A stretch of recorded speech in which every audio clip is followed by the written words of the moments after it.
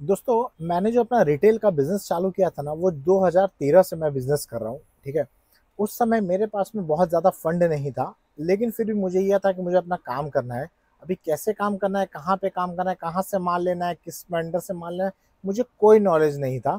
बस इतना पता था कि मुझे काम करना है और मैंने धीरे-धीरे करके सीखा। तो आज मैं आपको इस वीडियो के अंदर डिटेल में बताने वाला हूँ, 9 ऐसी मिस्टेक है, जो मैंने अपने स्टार्टिंग फेज़ में की है। अगर आपकी रिटेल की शॉप है या कभी फ्यूचर में ओपन करने वाले हैं, तो इन मिस्टेक को आप रिपीट ना करें और बहुत स्मूथ तरीके से आप अपने बिजनेस को रन कर सके। तो वीडियो को पूरा स्टार्टिंग से लेकर के एंड तक देखिएगा। जो गलतियां मैंने की है, आप ना करें। सबसे पहला आता है रॉन्ग प्रोडक्ट सिलेक्शन। अभी देखिए क्या होता है, जब आदमी अपना बिजनेस चालू करता है ना, वो क्या सोचता है, मैं हर प्रोडक्ट रख लूं। फॉर एग्जाम्पल लीजिए, मेंस वेयर का भी कर लूँ, लेडीज वेयर का भी कर लूँ, फुटवेयर का भी कर लूँ, एसेसरीज का भी कर लूँ। तो ये हर बंदा सोचता है, भले ही उसके पास में कितना भी इन्वेस्टमेंट हो, भले वो 1.5 लाख 2 लाख 3 लाख रुपए चालू करे।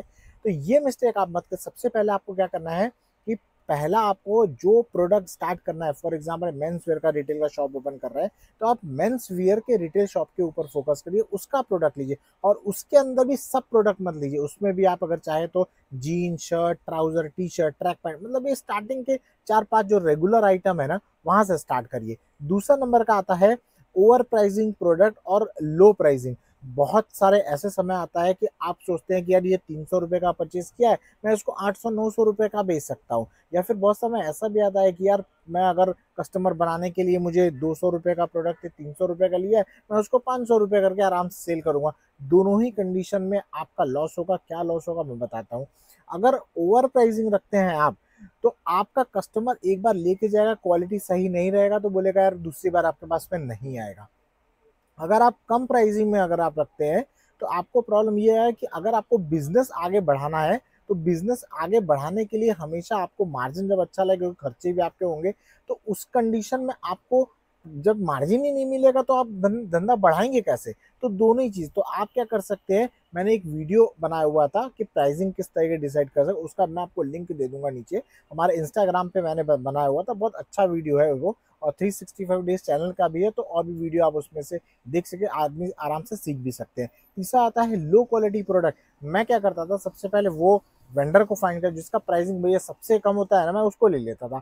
मान लीजिए कि अगर मुझे टी शर्ट लेना है, तो टी शर्ट 150-200 वाले या 220 रुपए वाले जो वेंडर थे, उसको मैं हमेशा ऑर्डर प्लेस। उससे प्रॉब्लम क्या आया कि मेरे पास में जो क्वांटिटी, परचेजिंग क्वांटिटी, तो मतलब ऐसा लग रहा था स्टॉक तो मेरे पास में है, लेकिन फिर भी कस्टमर आ रहे थे, क्वालिटी खराब हो रही थी, तो उसके कारण वो रिटर्न हो जा रहे थे। तो उसमें प्रॉब्लम क्या आया कि डेड स्टॉक मेरा बढ़ने लगा। साथ में जो कस्टमर आते हैं ना, जो कस्टमर आए तो एक बार परचेजिंग करे, फिर वो रिपीट कस्टमर आए। तो मैंने उनको पूछा भी कि बहुत बार कि सर क्या हुआ, लास्ट टाइम आप परचेज करके गए, तो वो हमेशा बोलते थे कि सर आपका मैंने लिया तो था, बट क्वालिटी अच्छा नहीं लगा, एक बार वॉश किया तो श्रिंक हो गया।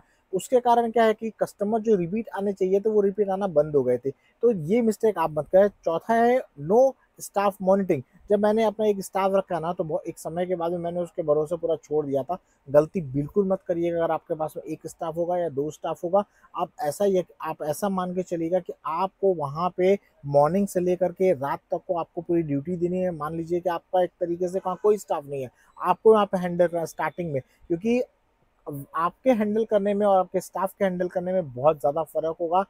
आप अगर उस कस्टमर को अच्छे तरीके दिखाते हैं, तो आपका कस्टमर जो है वो आप कस्टमर को समझेंगे, कस्टमर की चॉइस क्या है, उसके हिसाब से ही आप ऑर्डर प्लेस करेंगे। और अगर आपका स्टाफ दिखाता है, तो वहाँ पे क्या होगा, या तो एक्सपीरियंस होगा तो चलो ठीक है, और अगर नहीं होता है तो कस्टमर आएगा नहीं भी लेगा तो कोई फर्क नहीं पड़ने वाला है। पांचवा आता है नॉट मार्केटिंग एनफ।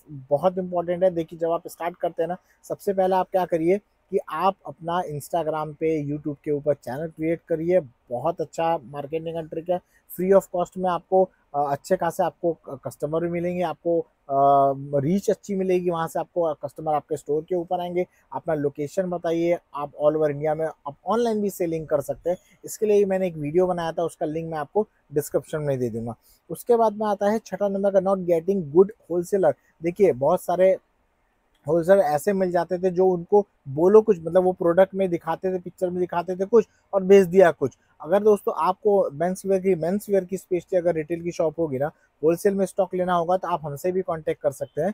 लिंक मैं आपको व्हाट्सएप ग्रुप का लिंक जो है वो डिस्क्रिप्शन में दे दूँ, वहाँ पे क्लिक करेंगे हमारे व्हाट्सएप ग्रुप पे जुड़ जाएंगे। वहाँ पे आपको ऑल ओवर इंडिया से, मतलब जो भी आपको प्रीमियम क्वालिटी रहेगा वो आपको ऑल ओवर इंडिया में कहीं पे भी हो हम आपको डिलीवर आराम से कर देंगे। तो आपको वन स्टॉप सॉल्यूशन सब कुछ मिल जाएगा, आपको एक ही जगह पे सब कुछ मिल जाएगा। बट ध्यान रखिएगा मेंस वेयर के लिए आप हमसे कांटेक्ट करिएगा, ठीक है।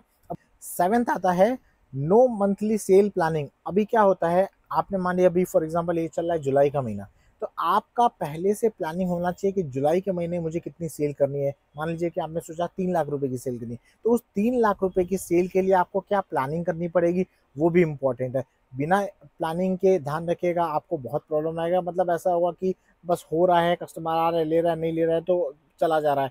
तो आपको प्लानिंग करना बहुत इंपॉर्टेंट है, और उस प्लानिंग करने के साथ में जो एग्जीक्यूशन के लिए आपको चीज़ें लगेंगी, मार्केटिंग कहाँ पे करना होगा, कितना स्पेंड करना होगा मार्केटिंग के ऊपर, कहाँ कहाँ पे कस्टमर को आप रीच करेंगे, व्हाट्सएप पे कैसे करेंगे, प्रोडक्ट कैसे सेल करेंगे, सब कुछ की मार्केटिंग आपको पहले से करना पड़ेगा, तभी जा करके आपका बिजनेस ग्रो करेगा। 8th नंबर का आता है ओवर स्टॉक परचेज। अभी क्या होता है कि जब मान लीजिए कि आपकी सेल होना स्टार्ट हो गई, तो आप क्या करते हैं, सेल हुआ नहीं कि आपने तुरंत परचेज नया कर लिया, स्टॉक अच्छा लग रहा है परचेज, आपके पास में ऑलरेडी टी शर्ट का स्टॉक पड़ा हुआ है, लेकिन फिर भी आपने टी शर्ट का स्टॉक परचेज कर लिया। तो ये गलती मत करिएगा। आपके पास में अगर अच्छा स्टॉक है, भरा हुआ स्टॉक है, तो पहले आप वेट करिए कि बहुत प्रीमियम अगर स्टॉक मान लीजिए अच्छा लगता है, ऐसा लगता है कि यार ये वाला स्टॉक ना फ्यूचर में बिकेगा और आपके पास में एनफ पैसा है कि आप उसके ऊपर री इन्वेस्ट कर सके, तो ही मान लीजिएगा। अदरवाइज जब तक आपकी ज़रूरत ना हो तब तक स्टॉक मत करिएगा, नहीं तो क्या होगा कि आप एकदम माल भर के रखेंगे तो प्रॉब्लम क्रिएट होने वाला है। 9th नंबर का आता है फ्रॉड होलसेलर। बहुत सारे ऐसे भी आपको वेंडर मिल जाएंगे जहां ऑनलाइन में जो अपनी एड चलाते हैं कि भैया जीन्स जो है वो आप 200-250 रुपए की जीन्स ले लो, शर्ट 150-180 रुपए की लो। ऐसे बंदों के साथ में आप बच के रहिएगा। स्पेशली इंस्टाग्राम के ऊपर एड चला चला के वो अपने पास में बुलाते हैं, जो चीज़ हम 300 रुपए की देते हैं वो आपको 150 रुपए की दे देंगे। तो इन लोगों के साथ में भी आप बच के रहिएगा। आप अगर आपको डायरेक्ट कांटेक्ट करना है तो आप हमारे व्हाट्सएप ग्रुप के ऊपर कम्युनिकेट करिए। सेम चीज़ है, अगर आपको ऐसे बंदों से बचने के लिए अगर आपको क्या स्ट्रेटेजी चाहिए, अगर आपको उसकी पूरी डिटेल चाहिए, तो आप लिंक में दे दीजिए। जेन्युइन होलसेलर किस तरीके से अगर आपको चेक करना है, अगर उसकी डिटेल चाहिए तो कमेंट कर दीजिए पीडीएफ। मैं आपको जेन्युइन वेंडर किस तरीके से फाइंड कर सकते हैं, साथ में उसका क्या चेकलिस्ट है वो भी मैं आपको प्रोवाइड कर दूंगा। सिंपल से आपको पीडीएफ लिखना है। मुझे कमेंट करके दोस्तों ज़रूर बताइएगा कि आपको आपके शॉप के अंदर आप क्या रोज़ सीखा है आपने, और आप रोज़ क्या इम्प्लीमेंट करते हैं। पक्का करिएगा, मैं आप रिप्लाई करूँगा। कमेंट करके मुझे ज़रूर बताइएगा दोस्तों। अगर आपकी रिटेल की शॉप है और इस तरीके से अगर आप फ्यूचर में वीडियो देखना चाहते हैं, तो आप मुझे फॉलो कर लीजिए, सब्सक्राइब कर लीजिए, ताकि हम अलग अलग टॉपिक्स के ऊपर वीडियो लाएं और आपको अच्छे अच्छे वीडियो तरीके से प्रोवाइड करें, नॉलेज बढ़ सके और आपके रिटेल की सेल बढ़ सके। मिलते हैं हमारे नेक्स्ट वीडियो में, तब तक के लिए थैंक यू वेरी मच। आपको मैं एक बोनस पॉइंट तो देना भूल ही गया। How you can avoid this mistake, किस तरीके से आप इन मिस्टेक को आप अवॉइड कर। सबसे पहला है कस्टमर से फीडबैक लीजिए। आपके पास में जो कस्टमर आ रहा है उनसे पूछिए सर हम और क्या लेके आ सकते हैं, आपको और क्या वैरायटी चाहिए थी।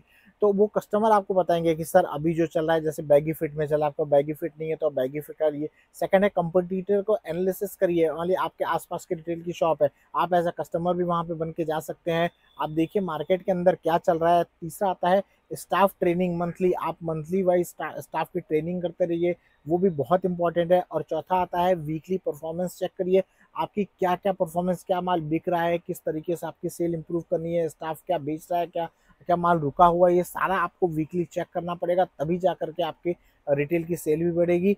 साथ में ये जो गलतियां करने से आप बच सकते हैं। दोस्तों अगर वीडियो अच्छा लग रहा होगा तो लाइक कर दीजिएगा। अगर आप हमारे चैनल पर नए फर्स्ट टाइम वीडियो देख रहे हैं तो सब्सक्राइब करके बेल आइकन को दोस्तों ज़रूर प्रेस कर दीजिए, ताकि फ्यूचर में इस तरीके से आपको वीडियो लेके आता रहूँ मैं। मिलते हैं दोस्तों हमारे नेक्स्ट वीडियो में। Thank you very much.